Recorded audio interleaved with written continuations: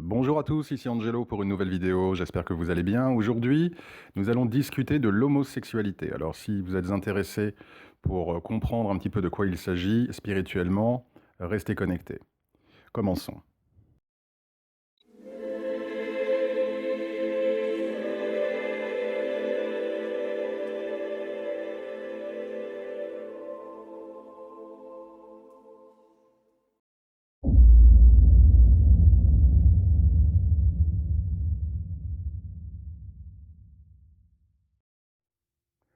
Bonjour à tous, ici Angelo pour une nouvelle vidéo sur un sujet un peu sensible, enfin en tout cas peut-être pour certains. Pas pour moi, comme vous le savez, chers auditeurs, vous me connaissez maintenant depuis un petit moment, je n'ai jamais peur de porter ma voix, j'ai des convictions fortes, et lorsque j'ai quelque chose à dire, je l'indique, je le dis, même si cela peut parfois déplaire ou donner un petit coup de pied dans la fourmilière. Donc aujourd'hui, j'aimerais traiter d'un sujet qui est l'homosexualité. Je précise que l'objet de cette vidéo est de traiter et d'expliquer l'homosexualité d'un point de vue spirituel. Alors, je le précise car mon débat n'est absolument pas sur le terrain de la religion. Donc inutile de me sortir des extraits du Lévitique ou des Corinthiens. Je connais les textes. Le propos de cette vidéo n'est absolument pas celui-ci. De la même manière, merci chers auditeurs, chers spectateurs, de ne pas me poser des questions sur le pape, ou le pape a dit ci, le pape a fait ça, l'Église a dit ci, ce n'est absolument pas le sujet. De la même manière, je ne souhaite pas traiter de l'homosexualité d'un point de vue politique. Donc, inutile de me laisser des commentaires en me disant « Est-ce que tu penses que les homosexuels devraient se marier, avoir des enfants ?» Ce n'est absolument pas l'objet de cette vidéo. Je suis un spiritualiste, j'analyse le monde autour de moi d'un point de vue spirituel, et c'est exactement ce que je vais faire aujourd'hui concernant l'homosexualité. Donc, cette vidéo restera à ce niveau. Et donc, merci à vous tous qui commenterez de rester également sur le même niveau. Alors, comment peut-on expliquer spirituellement les mécanismes homosexuels? Voilà, vous avez l'explication, fin de la vidéo, merci beaucoup, à bientôt. Non, je plaisante. Donc vous avez un verre, effectivement. Ce verre représente le véhicule humain, qui peut donc être soit un homme, soit une femme. Okay. Maintenant, il y a des polarités. Nous avons des polarités, chacun, que nous soyons hommes ou femmes, nous avons des polarités féminines ou masculines. Ce que je veux dire par là, c'est que peu important le sexe qui est le vôtre, vous avez nécessairement les deux. Donc, lorsque vous êtes une femme, que vous soyez une femme ou un homme, vous avez néanmoins dans vos énergies des énergies à polarité féminine et des énergies à polarité masculine. Bon. Donc ceci représente le véhicule humain. Pour la démonstration de cette vidéo, nous allons partir de la convention que l'eau représentera les énergies à polarité féminine et l'air représentera les énergies à polarité masculine. Donc, supposons que ce véhicule, donc ce verre, ce véhicule physique, soit celui d'un homme. Voilà en gros à quoi va ressembler son profil énergétique. Par exemple. Donc, nous voyons que nous avons une énergie à polarité féminine, puisque souvenez-vous que nous soyons hommes ou femmes, nous avons les deux énergies, d'accord? Mais nous avons plus d'énergie masculine, plus d'air, que nous n'avons d'eau. Et ce véhicule physique étant un véhicule physique masculin, il y a donc une adéquation entre le véhicule physique masculin et la composition des énergies. Nous avons bien un corps d'homme avec une majorité d'énergie masculine et une minorité d'énergie féminine. Évidemment, la teneur de cette énergie féminine en fonction des individus et de leur sensibilité pourra évidemment être plus ou moins grande, mais ne pourra jamais pour un homme dépasser les 50%. D'accord? Je dirais même les 49%. Donc voilà le profil, on va dire, énergétique d'un homme hétérosexuel. Maintenant, voyons le profil énergétique d'une femme hétérosexuelle. Par exemple, on va attendre que le focus se fasse.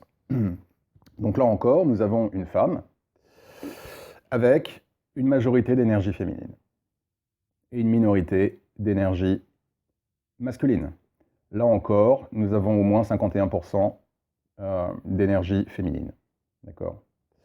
Donc là, nous avons le profil d'une femme hétérosexuelle.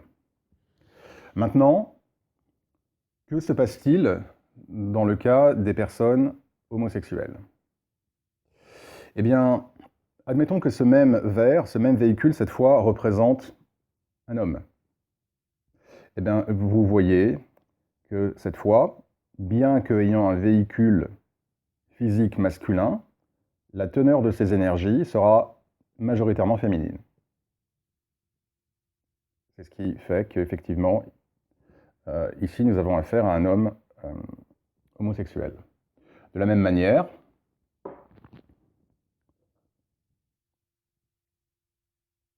admettons que cette fois, ce verre représente un véhicule féminin, une femme. Là, vous avez une femme, mais avec une minorité d'énergie à polarité féminine et une majorité d'énergie à polarité masculine. Donc dès lors, nous avons une femme homosexuelle. Alors, qu'est-ce qui fait que des âmes, qu'une personne en gros naisse homosexuelle, d'accord, qu'il y ait une homosexualité? Eh bien, il faut savoir que lors de la mort, bien évidemment, donc l'âme va dans l'au-delà, et qu'il y a tout un processus que je détaillerai probablement à l'occasion d'une de mes classes spirituelles. Tout un processus qui fait que donc l'âme doit se régénérer, et le phénomène homosexuel arrive lorsqu'il y a une succession de vies à sexe inversé.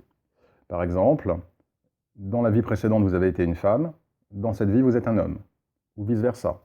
Dans une vie précédente, vous avez été un homme, dans cette vie, vous êtes une femme.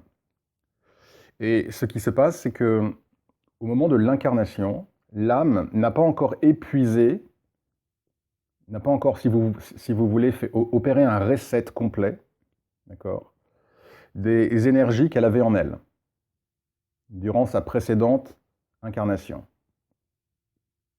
Donc, ce qui va se passer, c'est que...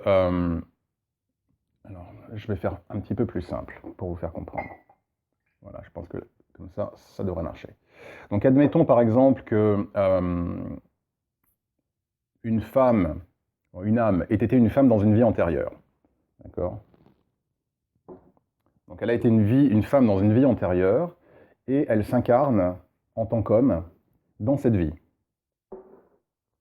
Voilà. On va attendre la mise au point qui devrait arriver. Voilà. Donc, elle s'incarne en tant qu'homme. Ceci serait le profil normal de ce que seraient ces énergies en tant qu'homme. C'est-à-dire, on a quand même une bonne proportion d'énergie féminine, mais néanmoins, comme vous le voyez, peu importe le volume, hein, il peut être de partout, entre ici et ici, peu importe.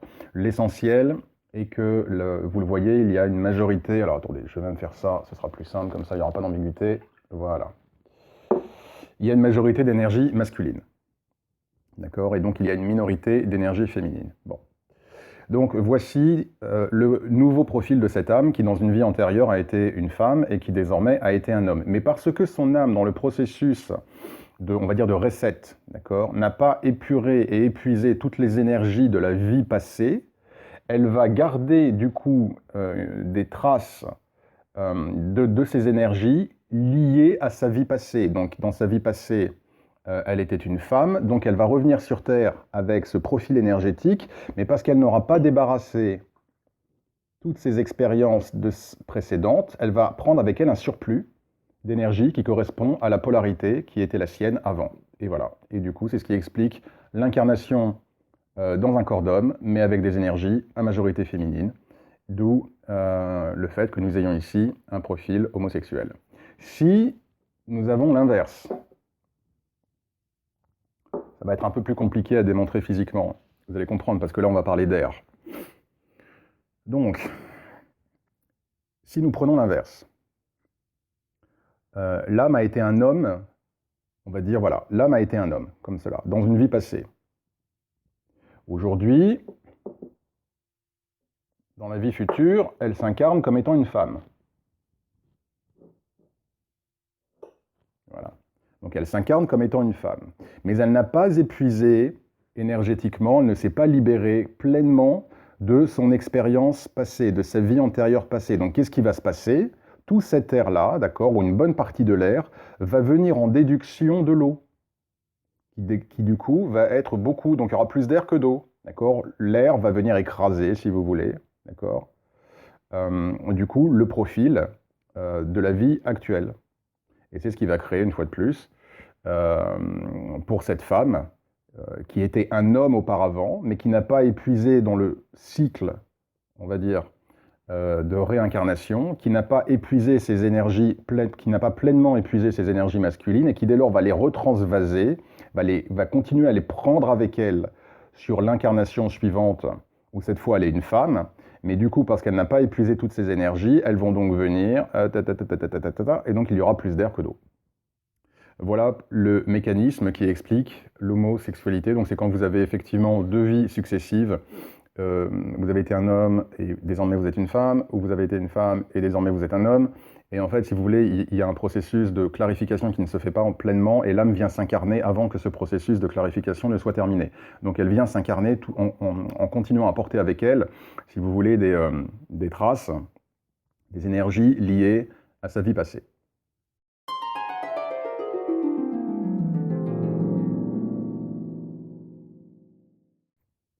J'ai eu des emails de personnes, et c'est vrai que ça m'a quand même fendu le cœur, de personnes homosexuelles qui me disent « Angelo, je suis rejeté par ma famille » ou je suis rejeté par mes amis » ou « j'ai des problèmes dans ma vie, etc. parce que je suis homosexuel, je suis en proie à des attaques, qu'est-ce que tu en penses ?» Alors, on va mettre tout le monde d'accord, enfin en tout cas, peut-être pas, mais en tout cas, je le dis tout de go, être homosexuel n'est pas être contre Dieu. Dieu n'a rien contre l'homosexualité. Pour une raison très simple, c'est que l'âme est à la fois masculine et féminine. Elle comporte les deux polarités. Voilà, c'est tout. Fin du débat. Donc il n'y a absolument aucun péché à être homosexuel. Bien évidemment que non. Spirituellement, l'homosexualité n'est absolument pas proscrite. Voilà. Une fois de plus, l'âme est à la fois féminine et masculine. Donc à partir de là, tout va bien. Voilà, donc j'en reste là pour l'heure. C'était une petite démonstration et une petite explication des mécanismes spirituels qui aboutissent à ce qu'un homme ou une femme naisse homosexuel. Voilà, en tout cas, merci beaucoup d'avoir regardé cette vidéo. J'espère que ça aura été instructif pour vous. Je vous souhaite à tous un excellent week-end. Prenez bien soin de vous et que Dieu vous bénisse.